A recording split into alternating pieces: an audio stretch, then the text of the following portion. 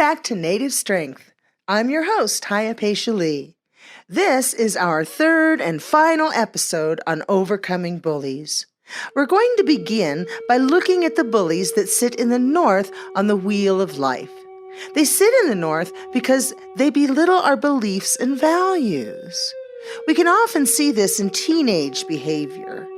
Some will put others down for their religion, sexual orientation, musical preferences, clothing choices, and other minor things that set one person apart from another. Now, normally, we grow out of such narrow-minded thinking. Bullies of the North do not. These bullies think they already know all the answers, and so they've closed their minds to learning. It's only by learning about other ways that we can make a more informed decision about our own beliefs. We can then intelligently debate the facts. The bullies of the North do none of this. They only see their point of view and aren't willing to look at anything else, not even for the purpose of a debate. This closed-mindedness comes from insecurity. Looking at other options becomes threatening to them. By denying the plausibility of other views, they ensure they won't be tempted to waver. When a North bully is trying to adhere to values that are in direct conflict with their sacred dream, they suppress it. They have to abandon either their belief or their dreams. The North bully has abandoned their sacred dream. When the North bullies encounter someone who reminds them of their dream, they lash out. These people are pursuing and enjoying what the North bully has denied himself. This causes great conflict, and rather than examine himself, this bully finds it much easier to attack others who represent what he's repressed. People who vehemently attack homosexuals are often North bullies. They think they're acting appropriately and always want to be seen as accountable for their actions. They'll always be irresponsible, though, because they haven't done the necessary work to fully understand the given situation from all directions on the wheel. They're doomed to live out the self-fulfilling prophecy. The North bully's favorite tactic is to put others down for their beliefs, their creativity, their career, and especially their originality. By doing so, they feel they've elevated themselves. They think others will see them as superior. They spend a lot of time and energy using their words to make us believe this, but their actions rarely match. Their goal is to make us react with anger. They try to find the areas in our logic where we're most vulnerable. They zero in on the points we're a bit unsure of, like the details of implementing a plan. It's by focusing on these areas that they're able to throw us off balance and get under our skin. This limits our creativity and can obstruct our success. Loved ones who are angry or depressed can be bullies who sit in the South on the bullies of the North wheel. These people are feeling pretty miserable inside, and they're either not using the tools they've been given or they have none. Because we love these people, we want to help them.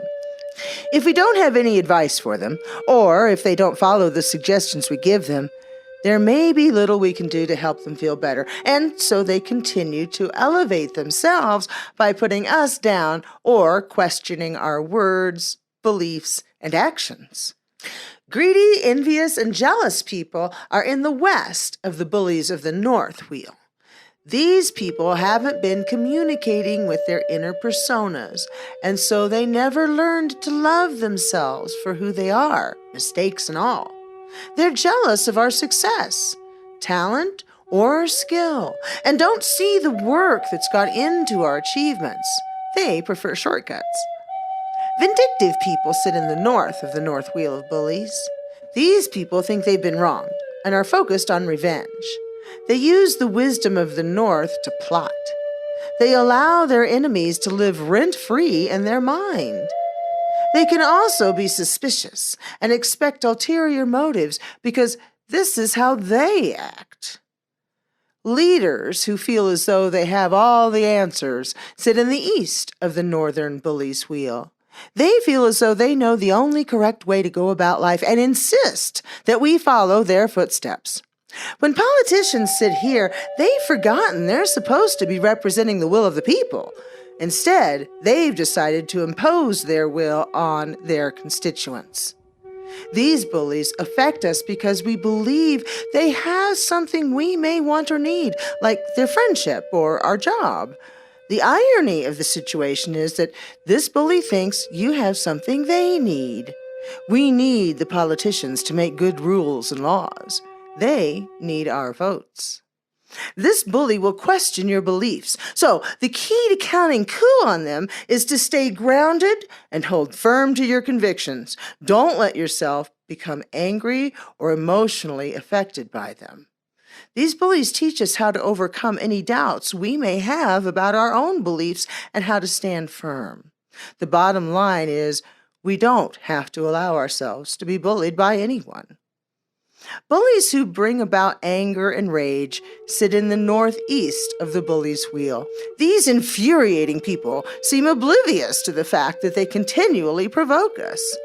They force us into the role of a victim. It's as if they're trying to break our spirit and throw us off balance. They typically have a passive-aggressive tendency, and that makes it even harder to confront this type of bully. For example, a man goes to a job interview with the intention of making a good impression and deciding if this firm would be a good fit for him.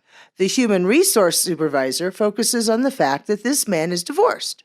He asks why the applicant feels as though his marriage was a failure. The man is offended by this. His marriage simply didn't work, and the interviewer is insinuating he's a failure. This line of questioning continues as inquiries are made about why he didn't pursue a graduate degree.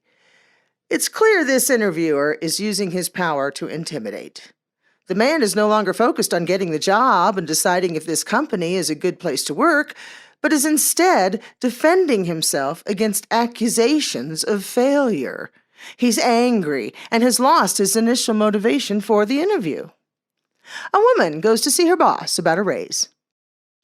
The meeting starts with him complimenting her dress and shapely legs. This throws her off a bit. She wasn't expecting a sexist remark. She gets the feeling he really isn't listening to her as she states her case. He suggests they have dinner to discuss it further. This makes her angry, as it confirms her initial suspicions. He's more interested in dating her than rewarding her for her hard work. Now she's not thinking about the raise, but rather about how sexual advances shouldn't be made at work and contemplating how she'll handle the situation. These bullies have repressed anger. They're unable to give to others freely, which naturally means people don't want to give to them freely. In our example above, perhaps the male boss really wanted attention from the opposite sex to boost his low self-esteem. If he would develop a more friendly, compassionate attitude, he would probably have more success in his relationships. The human resource supervisor focused on the applicant's divorce because he assumed a failed marriage meant a bad employee. It was his own fear of failure that projected failure onto the applicant. The actions of these bullies create the fear of failure, rejection, and abandonment. This feeds on other key issues that can make people feel powerless and victimized. These bullies want to get their way by trying to distract us from our goals. They want us to make their priorities our priority. In the south of the northeast wheel of bullies are the domineering parents and partners. For example, the husband who demands his wife abandon her dream so she can be there to provide meals at a certain time. Or the wife who insists her husband is being irresponsible when he wants to go fishing on the weekend instead of working on a household project. Both people sit in the south of the northeast wheel of bullies. Domineering bosses and authority figures sit in the west of this northwest wheel of bullies. Since they have control over areas of our financial and physical security, the stress they cause can have repercussions for our health. The anxiety this type of bully creates doesn't end when work is done, but continues in the form of lost confidence and the threat of detrimental job references for years to come. It's no wonder they can provoke us to rage, since they affect our family and loved ones too. Politicians and people in positions of power who use their status to bend the rules or break them entirely sit in the north on the northeast bullies' wheel.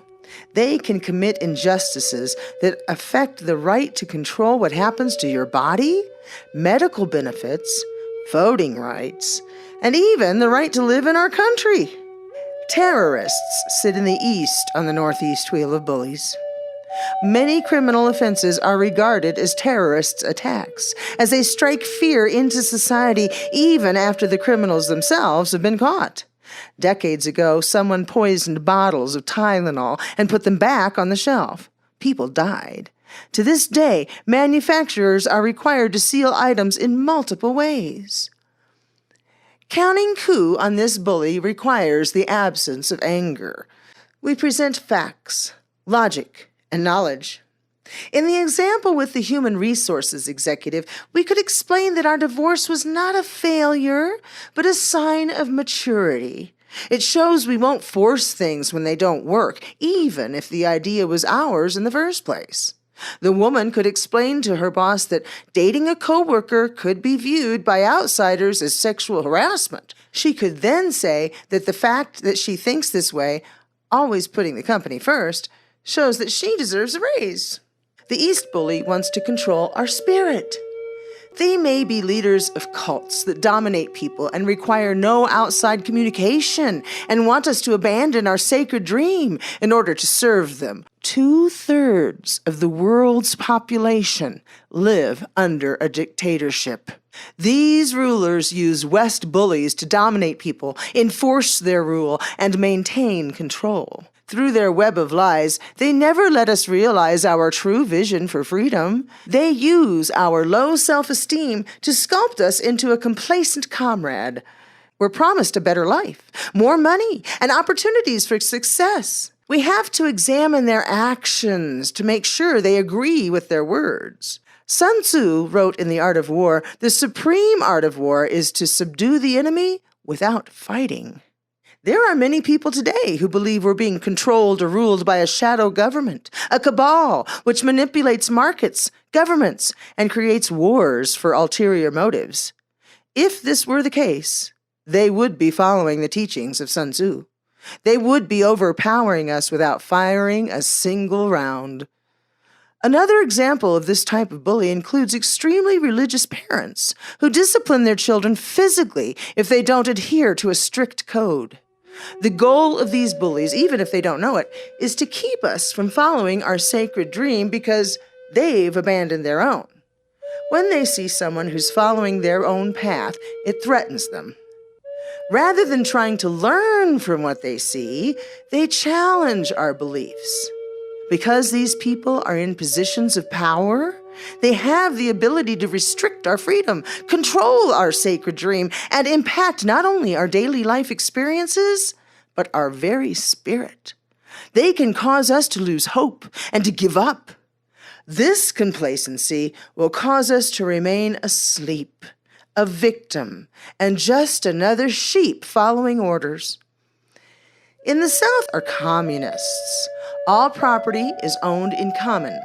People starve because private farming is outlawed, and items owned individually are removed by force to give to the community. No one cares to do their job well because they aren't rewarded, so things often don't work right.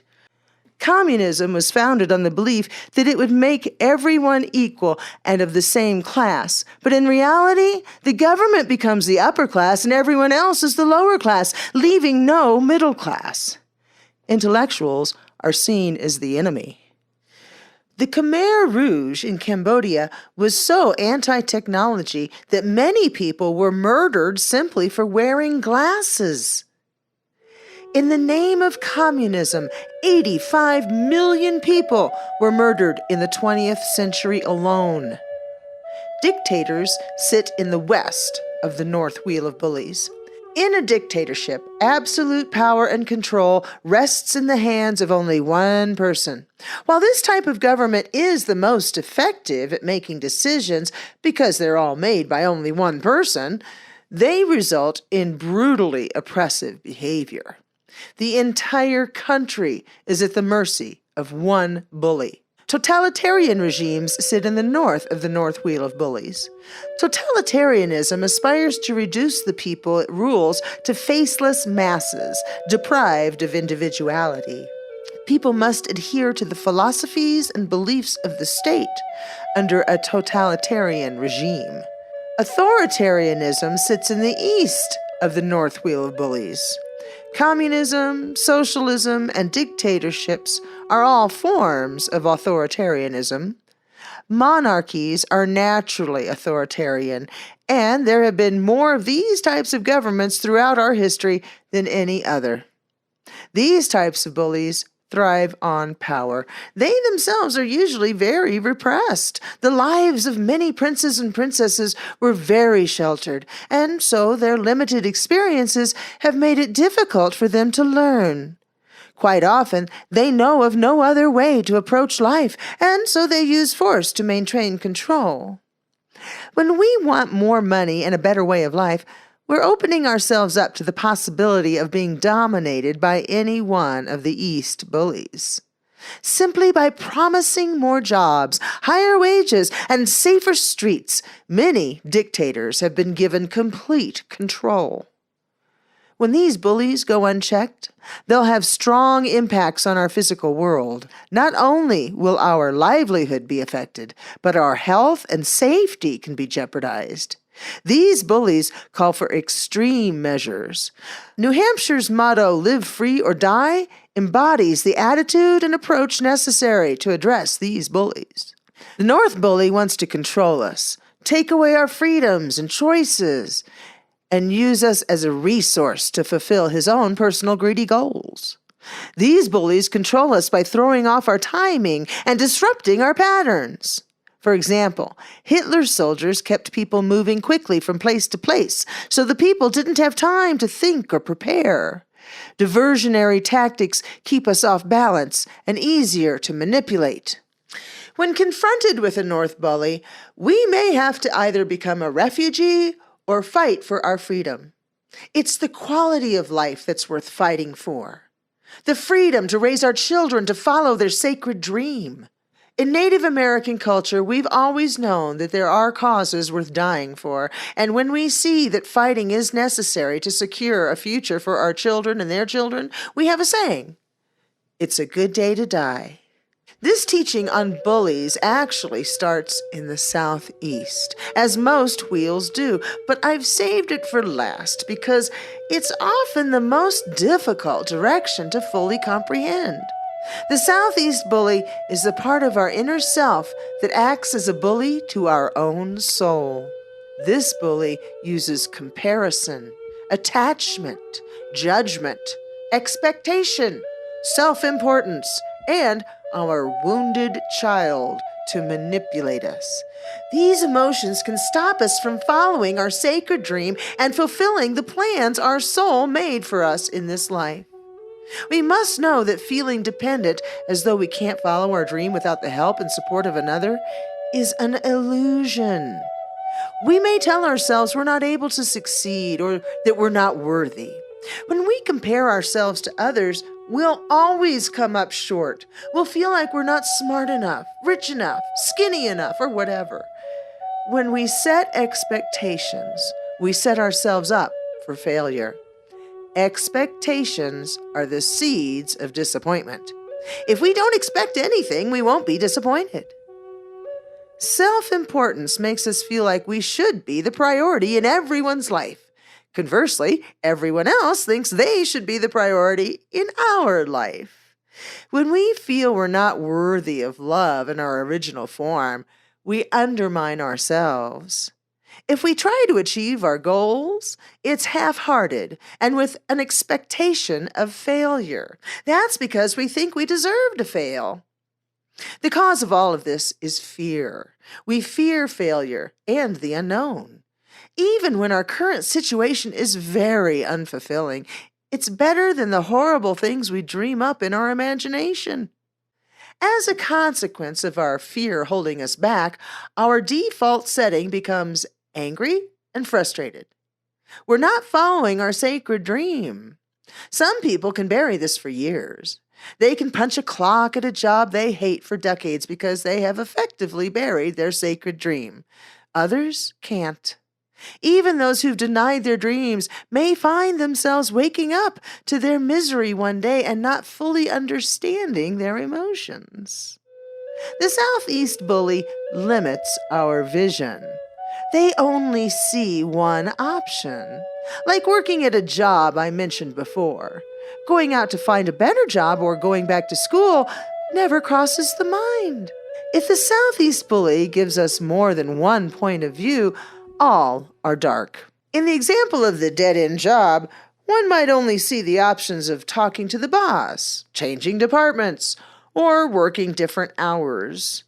That's because we doubt ourselves. We may doubt our ability to impress a prospective employer or fit in with new coworkers. We imagine a situation that's worse than the one we're in, and so we're frozen in our tracks. This bully can also make it difficult to communicate with our inner personas, and particularly our inner elders. When the Southeast bully fills our head with judgments, doubts, and comparisons, it becomes impossible to hear the voices of our inner children, adults, and those elders who give us advice, love, and guidance along our path. The Southeast bully wants to keep us safe. When it's fully active, we feel afraid and powerless. It tells us that by not taking chances or risks, we'll be safe. This is like saying that if we stay in bed all of our life, we won't run the risk of being in an accident. Now, while it may be true, that's no way to live life. If we hobble ourselves, we won't be able to pursue our sacred dream, and our soul will make little advancement in this lifetime. The Southeast bully wheel starts in the South with our projected perceptions. When we assume someone thinks or feels a certain way simply because we may feel that way in a similar situation, we've projected our perceptions onto them. For example, if we say hello to our neighbor in the store and they don't respond, we may think it's because they're angry at us, because our visitor blocked their driveway last week. In all actuality, our neighbor may not have heard us. Since we may have gotten angry over our driveway being blocked, we've projected our feelings onto them. When we feel another has decided we're unworthy or underqualified without actually hearing them say such things, we're being a South bully of the Southeast to ourselves. In the West of the Southeast wheel of bullies are our pretense experiences. If our spouse works overtime consistently and gets suspicious calls in the evenings and on weekends, we may convince ourselves that they're having an affair. This may not actually be the case. They may be planning a surprise getaway for our anniversary. If we operate under this pretense of assumed infidelity and become distant or even pursue an affair, we could ruin a great marriage. The fear feeders are in the north of the Southeast wheel of bullies. These are the voices in our head that feed on our fears. They tell us negative things about how we're impatient, unprepared, stupid, and slow. Now, at one time, these things may have been true, or perhaps they never were. The point is, they're never said with loving kindness. The purpose of these words is not to help us to advance on our path or to become wiser, but to belittle us. The East bully on the Southeast wheel is illusion. A beautiful, healthy woman who looks in the mirror and sees a fat or ugly reflection is dealing with an East bully of the Southeast wheel. When a drug addict looks at his life and thinks everything is under control, this bully has taken over. When we have low self-esteem, we become afraid of change because we doubt our abilities. This creates anger. We know in our hearts we need to change, but our fear of failure keeps us from it. When we've been distracted from our sacred dream by our fear, the anger grows over time and is expressed in the way we go about life. The key to counting coup on this bully is to regain our self-esteem. When we have self-esteem and are in constant communication with our inner personas, The southeast bullies are silenced. Fear opens the door to this bully, and the biggest fear is the unknown. When we know all of the variables, we can make an educated guess as to what will happen. Education is the way to conquer fear.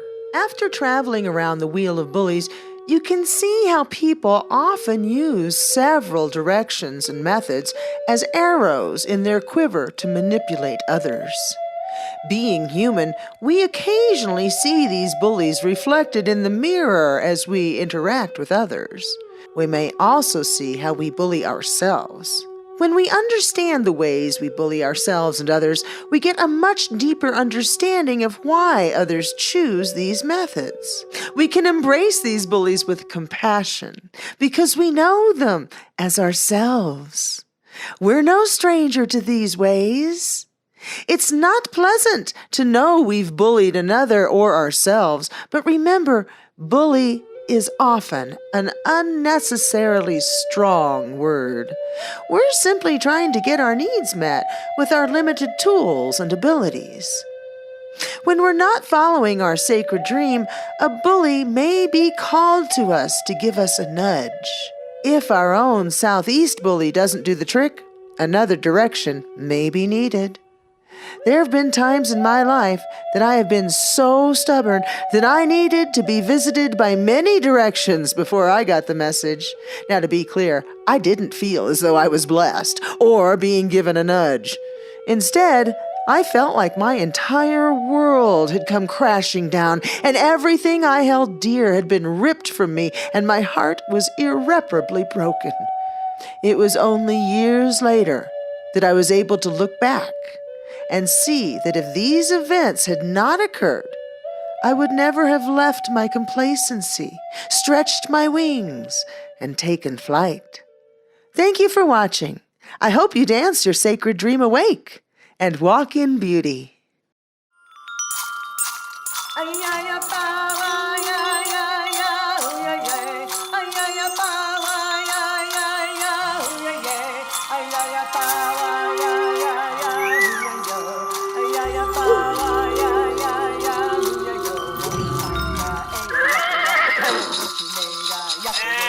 Oh,